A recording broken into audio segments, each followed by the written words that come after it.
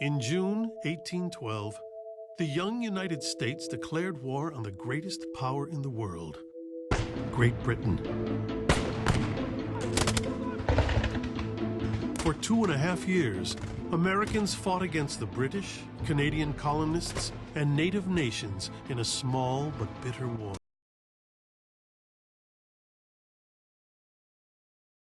The commander in charge of the small British squadron on Lake Erie was Robert Harriet Barclay, a 27-year-old veteran who had already lost an arm in battle. His opposite number was Commander Oliver Hazard Perry of the U.S. Navy. Both men were overseeing the feverish construction of ships on Lake Erie. The coming naval battle would decide the fate of the entire Great Lakes region. On the morning of September 10, 1813, the U.S. fleet sailed toward the British. Perry, on his flagship the Lawrence, flying a flag that paid homage to Lawrence's last words. Not a word was spoken, an American seaman remembered. It seemed like the awful silence that precedes an earthquake. This was the time to try the stoutest heart. The first cannonball tore through the Lawrence. It was customary, if your vessel was incapable of maneuvering, you would strike your colors. Perry wasn't about to do that. Miraculously, he had survived the cannonading. He had the ship's longboat brought alongside, and he jumped down into the longboat with shot whizzing around his ears. The famous painting shows him standing in the boat. He probably didn't stand in the boat. But he certainly was under fire. The British realized what he was doing, and they tried to target him. There were cannonballs and round shot and grape shot and canister raining down, but he made it safely to the second ship, the Niagara. He hoisted his colors in the Niagara and pressed on with the attack. After 3 hours, the British gave up their ships. All of them. An entire squadron of the world's most powerful navy had been captured. At the end of the battle, Perry sits down and he writes a very simple note. We have met the enemy, and they are ours. 2 ships, 2 brigs, 1 schooner, and 1 sloop. The U.S. controlled Lake Erie, and the British supply line was severed.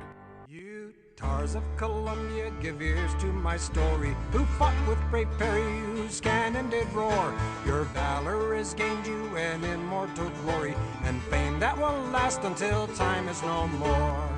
On the 10th of September, let us all remember, as long as the globe on its axis reels round, our tars and Marines on Lake Erie were seen to make the red flag of proud Britain come down. Columbian tars are the true sons of Mars, who rake fore and aft when they fight on the deep. On the bed of Lake Erie, commanded by Perry, they caused many Britons to take the last leave.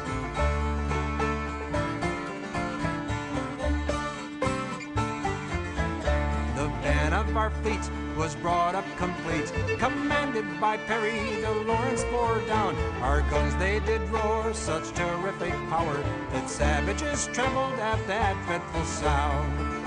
The Lawrence sustained the most dreadful of fires. She fought 3-2-1 for 2 glasses or more, whilst Perry undaunted did firmly stand by her, and on the proud foe heavy broadsides did pour. Her mast being shattered, her rigging all tattered, her sails all in ribbons, her wheels shot away. With few left on deck to manage the wreck, our heroes on board her no longer would stay.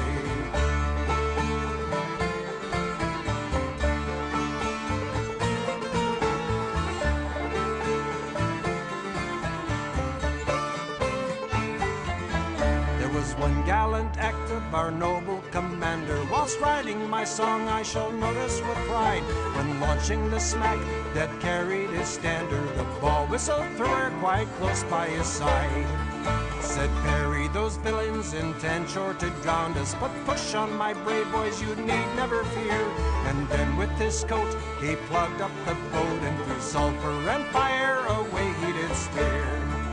The famed Niagara, now proud of her Perry, displayed all her banners and gallant array. Full 25 guns on board she did carry, which soon put an end to this sad bloody fray.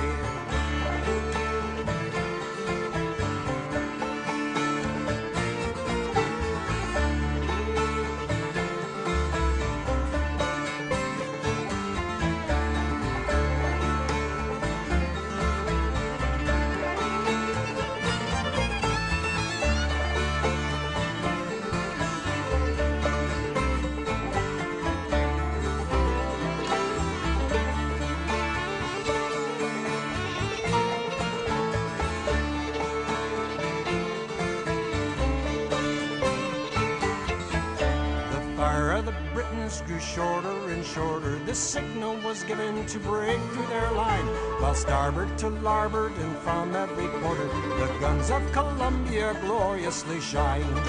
In the heat of the battle, whose cannon did rattle on the Lawrence a wreck, with her men near all slain, brave Elliot did steer and safe brought up the rear, and by this grand maneuver the victory was gained. Toss it about with a full glass in hand.